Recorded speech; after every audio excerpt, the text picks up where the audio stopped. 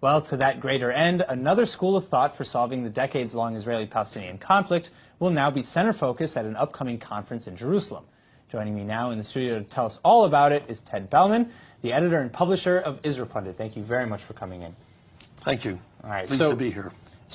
Thank you. My first question for you is, what is the idea that you'll be presenting at this conference? Well, as you know, Israel is looking for alternate solutions. Not everybody, but the majority want something different than a two-state solution. And Bennett and different people, Carolyn Glick, have all offered solutions. Then there's a whole separate group who consider Jordan is Palestine. But we're distinguished from that group because we don't believe in negotiating with the PA because it doesn't get us anywhere, or negotiating with the king. No agreement can be negotiated. So our plan is totally different. So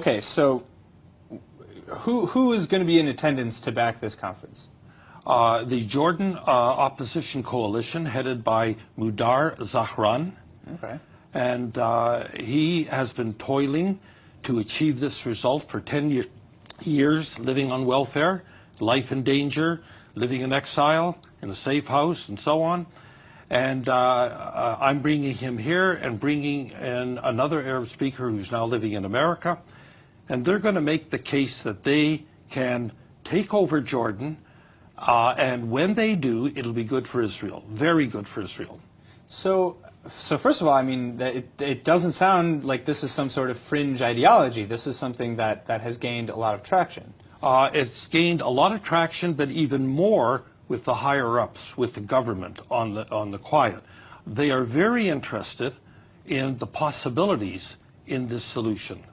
Because if they come to power, and it's a separate issue, how do they come to power? Yeah, I want to know. You know, how do we assume power without negotiating with the Hashemites or with we the don't PA? even need consent of the people. We don't need consent of Congress. This is an executive action like the removal of Mubarak. An executive action on whose behalf? Who is acting? U.S. So the U.S. would need to intervene and basically dissolve Jordan. Quietly. They'd enable it to happen. They would enable Jordan to fall and for a Palestinian state to rise in its ashes? Exactly. That's the solution. That's the heart of it. How would they ensure that the Palestinian state would be the one to rise? Because, first of all, the U.S. controls the Jordanian army and controls the intelligence service. And if they give them orders to install so-and-so in power, it'll get done. How do you expect the Hashemites to respond to an argument The like Hashemites only represent a clan of about 82 people. The Palestinians hate them even more than they hate the Jews. And the Bedouins, surprisingly, hate them also. So the king has no support, and his fall is imminent. Imminent, like within a year or two at the most. So you think Jordan is on the out to begin with? Yes. And you just want to ensure that the Palestinian state would be the one to take its Not place? a Palestinian state, a particular Palestinian state run by Mudar Zahran. For instance, they're going to pass a law that all Palestinians, wherever they are, have a right of return to Jordan. Right. And that includes everybody in the Judea and Samaria. They all have Palestinian citizenship.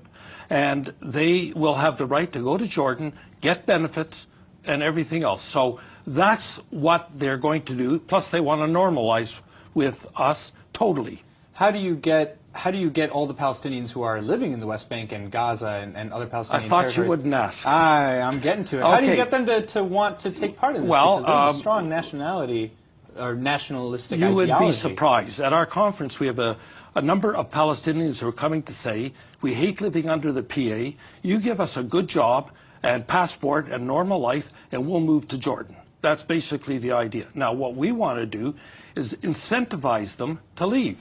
Whatever it takes to encourage them to leave, that's what Israel has to do. And that's the solution. That's the whole idea. And part of incentivizing them to leave is not de-incentivizing them by having economic programs and making it all better. You can't, as they say, suck and blow at the same time. If you want them to leave, don't give them a feather bed here. All right. Well, thank you for coming. I'm very interested to see what comes out of this conference. It's a fascinating ideology, and I'm very interested to see what comes out of this conference. Ted Bellman, thank you very much for coming. Thank you. All right.